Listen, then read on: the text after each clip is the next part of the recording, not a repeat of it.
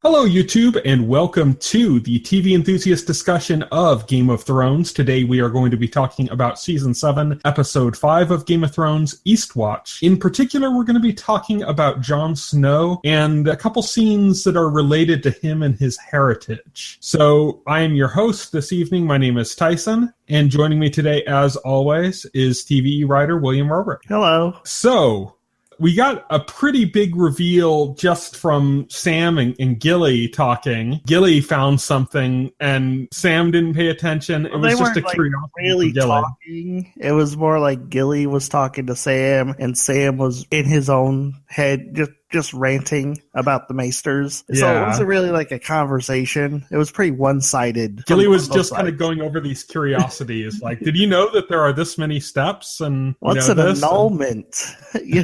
Annulment. I like the one. I like the one. What was it? How many windows are there in the Sept of Baelor? And Sam is like 0. So yeah, that was funny. But in that, she said, "What's an annulment?" Like you said, and she spelled it out or something. And he said, "Annulment. That's when somebody sets their wife aside to marry somebody else." And Gilly says, "Oh, the Maester said that he in his notes, and he records everything in his notes, including his bowel movements." He includes his bowel movements. But he said that he performed an annulment for a prince, as Gilly called him, Ragger. Yeah.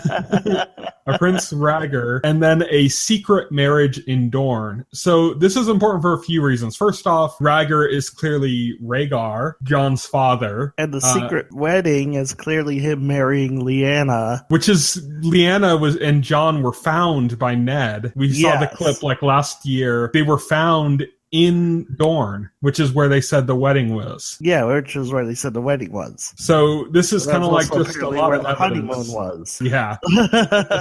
And the birth, yeah. So, it makes sense, even more so why Rhaegar had his personal guard there guarding them. Yep. But the fact that they were married, because we knew that Lyanna was Jon's mom. Yes. And it was heavily, heavily implied that Rhaegar was his father without directly spelling it out. Right. This, which is also like an implication, it's not spelled out either, but it basically says that not only is he the child of Rhaegar Targaryen and Lyanna Stark, but he is the legitimate child of Rhaegar Targaryen and Lyanna Stark. Yes.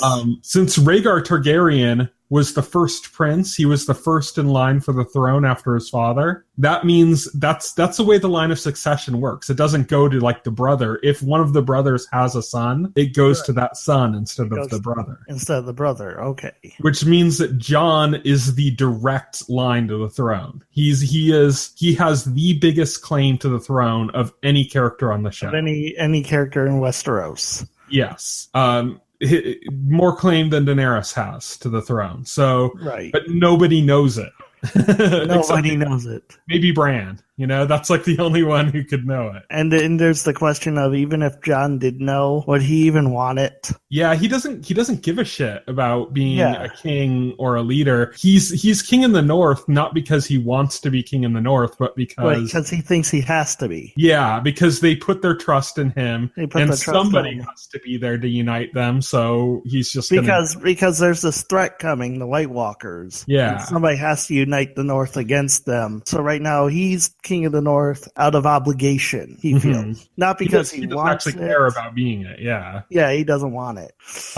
So it's kind of like when he refuses to bend the knee to Daenerys, that has nothing to do with like his pride or him wanting to be king. That's just because he doesn't think that his people will continue to follow him. Right. Like, he thinks it'll fracture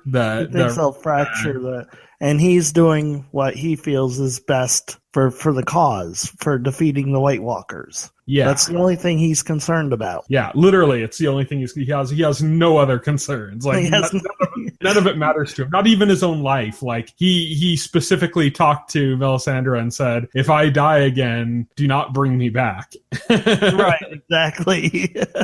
He's not even concerned with his life. He's only concerned with like fighting off these White Walkers. And so you can reasonably, from this information, we can reasonably assume that Jon Snow Snow is the prince who was promised. Mm-hmm. The child of ice and fire, the song of ice and fire. Yep.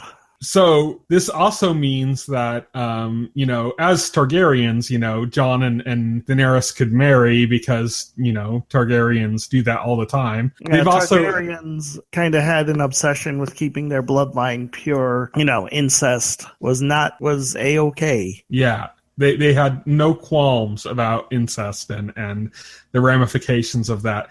They kind of hinted at that earlier in this episode without going too deep into it, with Cersei and Jaime, and the fact that Cersei is pregnant and she says, Jaime said, well, who are you going to say the father is? And she's all, say it's you. It doesn't matter. Like, she doesn't care. I think they're kind of establishing, it sounds weird to say, but like they're establishing incest is acceptable rule on the show, through Jaime and Cersei being so willing to expose the fact that they do it now, and that kind of creates more of an opening for Daenerys and Jon as not cousins. He's her nephew, as being less of a close relation, and the fact that they didn't know each other growing up, which is part of the creep factor.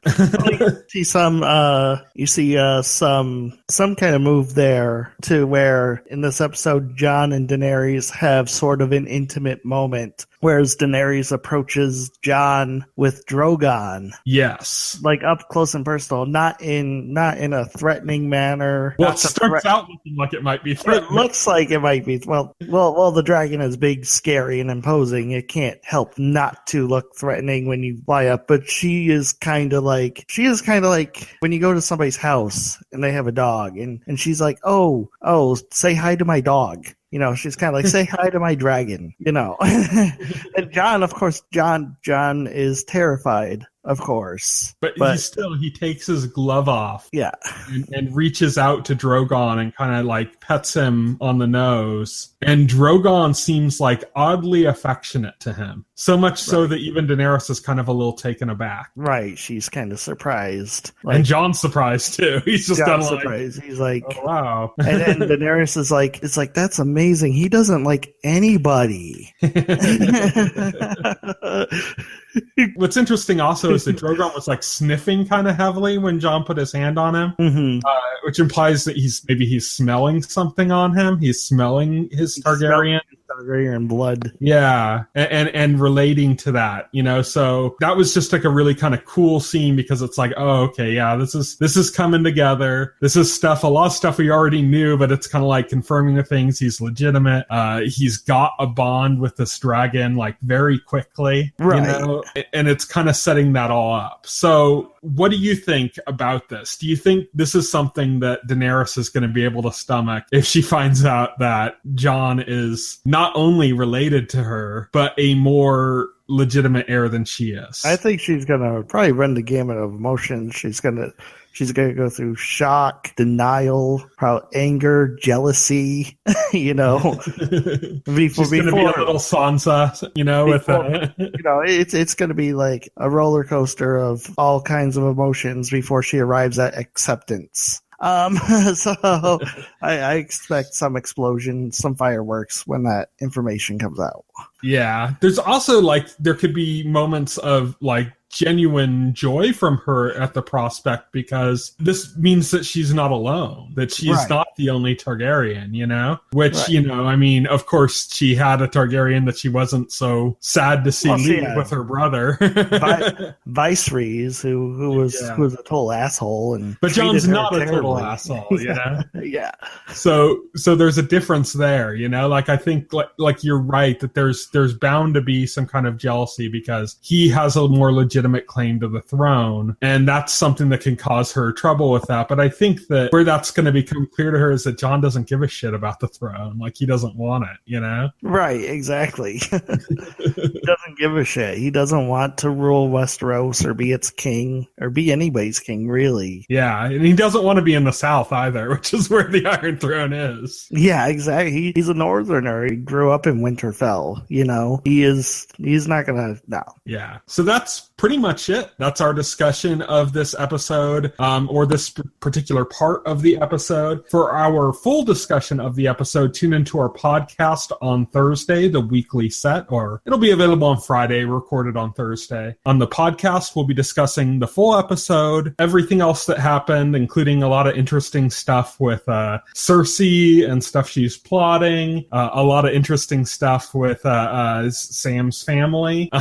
We'll get into all of that in the podcast and talk about that. So if you didn't hear any of that here, that's why, because you just kind of focus in on a single aspect of the episode for these videos. We'll also be talking about Twin Peaks. Episode 14, I believe, of Season 3 of Twin Peaks. So, yeah, tune into that. It should be available on Friday. Until then, thank you, everybody, for watching. Valor Morghulis. Valor Morghulis.